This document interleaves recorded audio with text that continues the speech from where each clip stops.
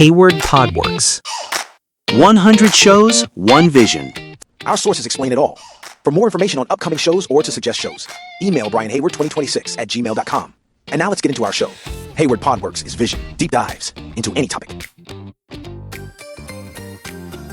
So we're diving deep today into a topic that I think, well, it really touches everyone. Absolutely. Finding that sense of peaceful clarity when life just, throws us chaos. Right. And it's that old cliche, isn't it? The only constant is change.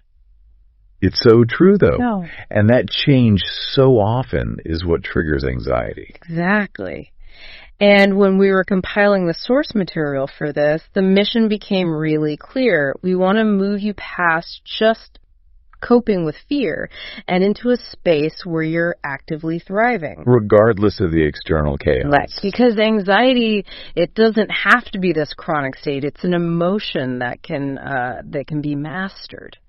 And to start, we have to unpack something that, for me, was one of the most powerful findings from the neuroscience research we reviewed. Oh, this one's huge. It completely redefines our relationship with emotional intensity. Yeah. So let's just put it out there. How long does a pure physiological emotional response actually last? It's shockingly brief. I was stunned by this. Yeah. Yeah, according to the research, a pure chemical emotion, like that spike of adrenaline from fear or a rush of anger, it has a hard expiration date of only 90 seconds. 90 seconds. Yeah. That single finding is a game changer. It really is. Because if you're still angry or anxious 5 minutes later, yeah, you are actively choosing to think the thoughts that are recreating that chemical reaction. You're feeding it that knowledge that it's not the event, but the sustained mental story. Mm-hmm. That gives us so much power back. It really does. Oh. It shows us that true emotional mastery is about acquiring the skills to just embrace that initial 90-second discharge. So it can run its course and not, take over your quality of life. But before we get to the techniques, we have to set the foundation. Right. The sources lay out this concept of 3 balanced bodies. The balanced triangle, right. The physical body, the mental body, and the emotional body. Exactly. And if any corner is stressed or out of alignment, the whole structure starts to wobble. That creates conflict and very often anxiety. And we're focusing today on the emotional body because it's often the most neglected and misunderstood. It really is. And if that body is chronically unhealthy, if you're constantly repressing or avoiding feelings, the stress doesn't just stay mental. The sources are very clear on this. It can manifest physically. Physically and as severe psychological illness, that emotional foundation is just critical. So to manage it, we first have to understand what it is we're managing. If that 90-second rule is the foundation, what's the next step? The next critical step is understanding the difference between an emotion and a feeling. Okay. An emotion versus a feeling. And this distinction, it feels very modern with all the new research, but it's not new at all. Our source material points way back to 3rd century Stoicism. Which is fascinating. We think of Stoicism as just sort of gritting your teeth and enduring hardship. Yeah, but that's a misinterpretation. It was really the original practice of emotional control. The Stoics knew chaos was inevitable. But our distress is optional. Precisely. Their whole philosophy was to focus on what you can control, your thoughts, your reactions, and surrender what you can't.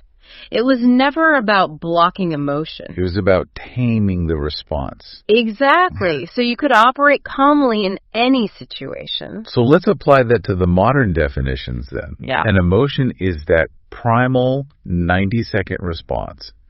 What are its properties? It's purely a physiological reaction. Its purpose is bioregulatory. It mobilizes the body to act or to flee, and then its job is done. It returns the system to equilibrium. And crucially, emotions are neutral. They're just neutral energy. Anger isn't bad. It's a signal. Joy isn't good. It's an indicator of alignment. They just are. Okay, so if the emotion is the physical reaction that discharges in under, say, 2 minutes, then how can I still feel profound fear or this intense resentment about something that happened 10 years ago? What's the mechanism that keeps that energy alive? That is the function of the feeling. A feeling is a mental construction. It's a psychological state that kicks in after the emotion has passed. So anxiety is a feeling. Anxiety is a feeling that's an extension of the pure emotion of fear. Your mind grabs that 90-second event and starts attaching a story to it. Reliving the past, worrying about the future. And that sustained narrative is what makes us label emotions as good or bad. And that's the loop we repeat endlessly. So when I get angry recalling an old argument, I'm not reacting to something now. I'm using my mind to tell the story of the past argument. Which then recreates the 90-second chemical dump of anger in your body. You are literally manufacturing the emotion using a feeling. Wow. And that state can persist for years if you keep nurturing it with your mind. And there's another crucial fact in the research for anyone trying to help a loved one who's in crisis. Yes, the brain disconnect. Right. When someone is in that emotional overflow, there's a temporary disconnect between the limbic brain, the emotion center, and the neocortex, our rational brain. Think of it like the rational part of your brain just lost its Wi-Fi signal. That's a good way to put it. When that 90-second emotion is spiking, the neocortex is offline. That's why trying to reason with someone in a rage or logic your way out of a panic attack. It just doesn't work. The brain literally cannot access its rational center in that moment. Understanding that helps us be so much more patient with ourselves and others. That is incredibly practical. So once we see emotion as a neutral signal, we can move on to the real obstacle. What happens when we refuse to let that energy discharge?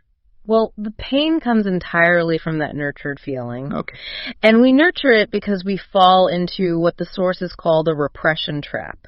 We see an emotion as unpleasant or socially wrong, so we inhibit it. And that energy has to go somewhere. It doesn't just disappear, it gets repressed in the body. It crystallizes as tension, as stress, and eventually as illness.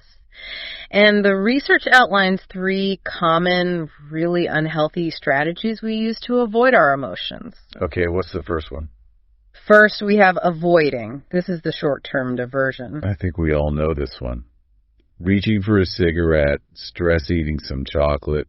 Or plunging into social media for a mindless scroll. The immediate relief is great, but the long-term cost is creating bad habits, even addictions.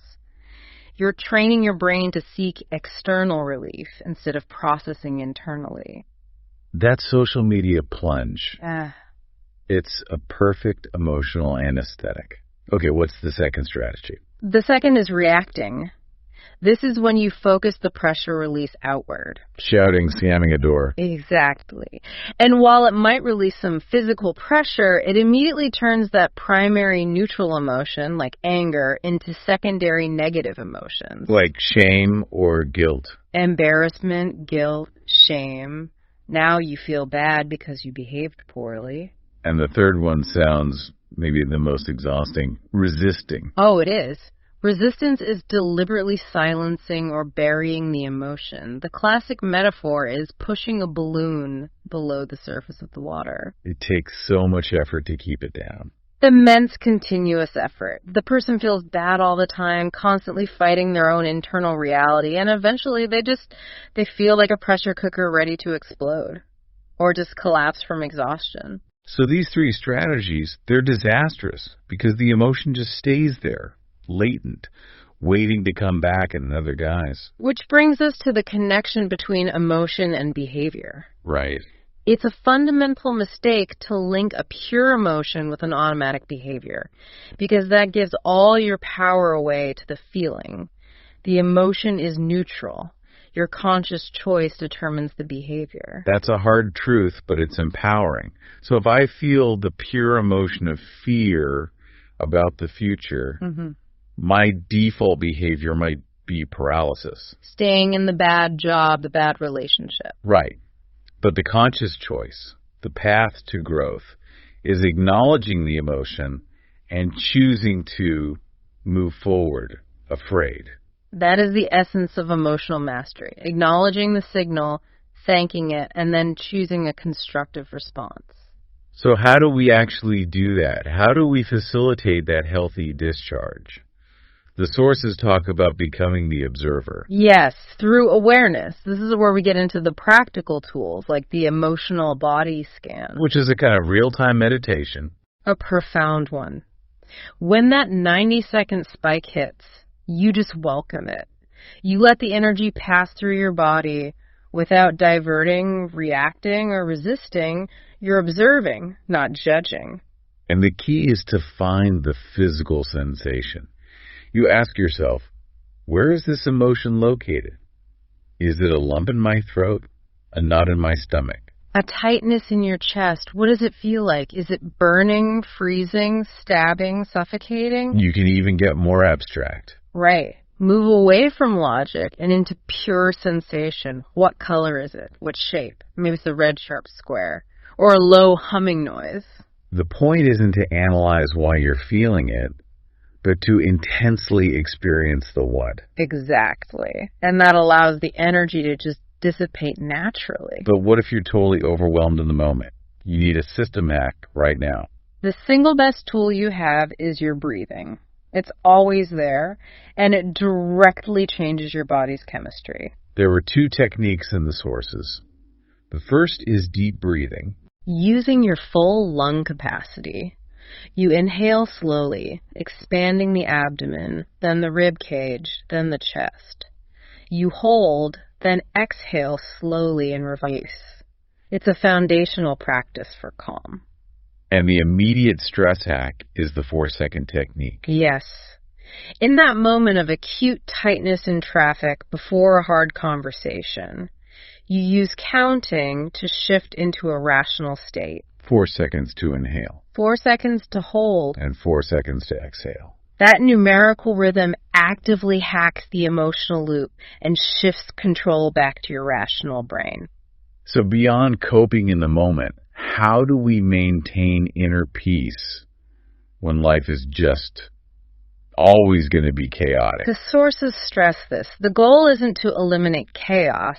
It's to cultivate stillness within the difficulty. Which brings us to a stillness practice, like meditation. Right. You sit, you check your posture, and then you shift your awareness outward.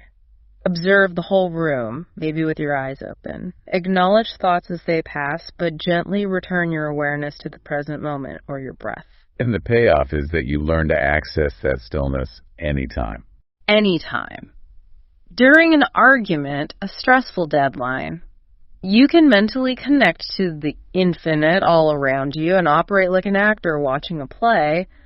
You're present, but the stress is happening to the character, not your core observer self. And cultivating that inner peace is the cornerstone of developing what we call emotional intelligence, or EQ. Which is really just the ability to understand, manage, and constructively conduct our emotions to improve our quality of life and our relationships. And the strategies for developing it are very practical. First one, stop judging. Free your thoughts from that good-bad duality. Embrace empathy. You can't judge someone fairly until you try to put yourself in their shoes. Second, be assertive. Which is not aggression, it's the effective, respectful way to manage conflict and set boundaries. It's learning to say no clearly and kindly. And third, express emotions constructively. So many relationships fail because people can't communicate what they're truly feeling in a healthy way. It's about being heard without being discredited. So now let's go a layer deeper.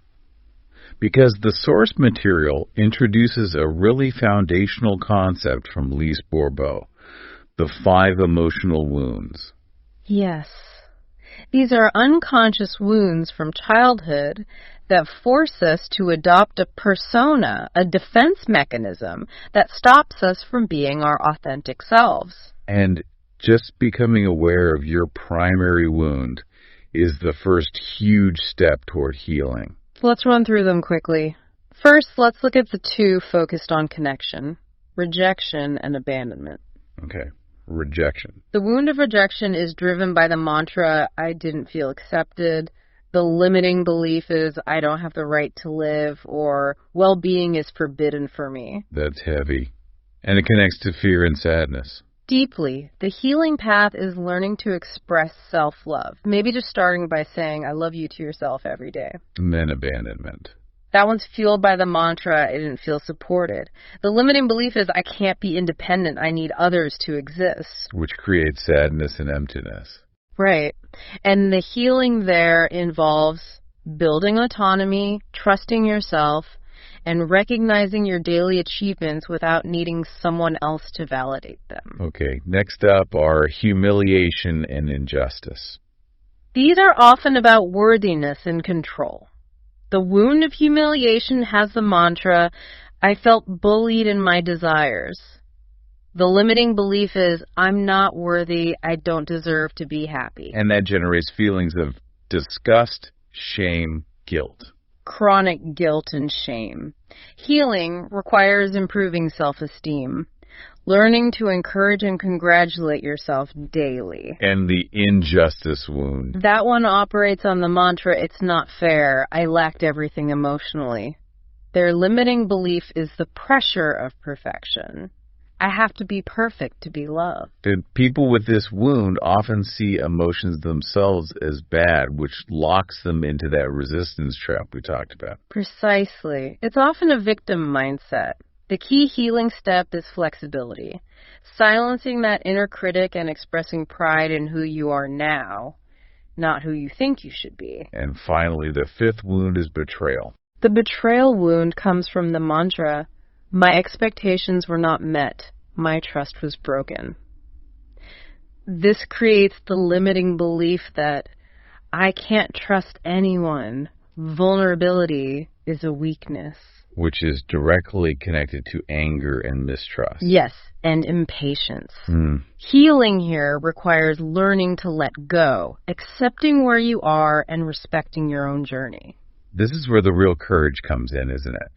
Choosing personal commitment, putting the ego aside, and making a conscious choice to forgive the past and let go of victimhood. It's a process, and that journey requires daily practice. The sources give a great list of daily habits to redesign your life and eliminate chronic anxiety. Okay, let's list them. First, get moving. Physical activity is a direct antidote. It channels adrenaline and releases serotonin. Even a 20-minute walk makes a quantifiable difference. And couple that with enjoying a good night's sleep. Oh, it's non-negotiable. Lack of sleep makes you so much more vulnerable to stress. It's critical for emotional balance. Number 3, meditate every day. It frees the mind from dwelling on the past and worrying about the future. Brings you back to the present. Next, surrender or acceptance. You can't control the traffic jam. You can only control your reaction. Acceptance isn't resignation, it's a strategic move that builds resilience. Then have fun and socialize. Yes. Laughter releases endorphins. And connecting with a trusted voice stimulates oxytocin, the love hormone. It's instantly calming.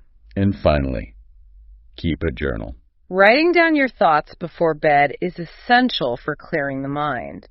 It externalizes your worries, makes them seem less overwhelming, and lets you shift focus to gratitude. You know, it really comes down to consistency, determination, and patience. This isn't a quick fix. Not at all. It's a commitment to self-mastery. But the key is attacking anxiety at its source. Understanding that 90-second emotion versus the long-lived feeling. And identifying which core wound your mind is using to keep that loop running. And remember, if it feels too big, asking for help is courageous, not a weakness.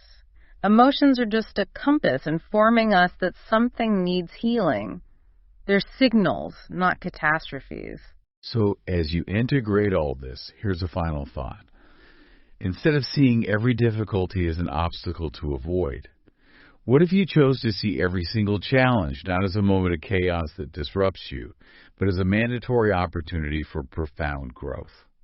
Recognizing that the emotional journey itself, that it matters more than the destination. Hayward Podworks. 100 shows, one vision. All right, this is Hayward Podworks, and that's today's episode.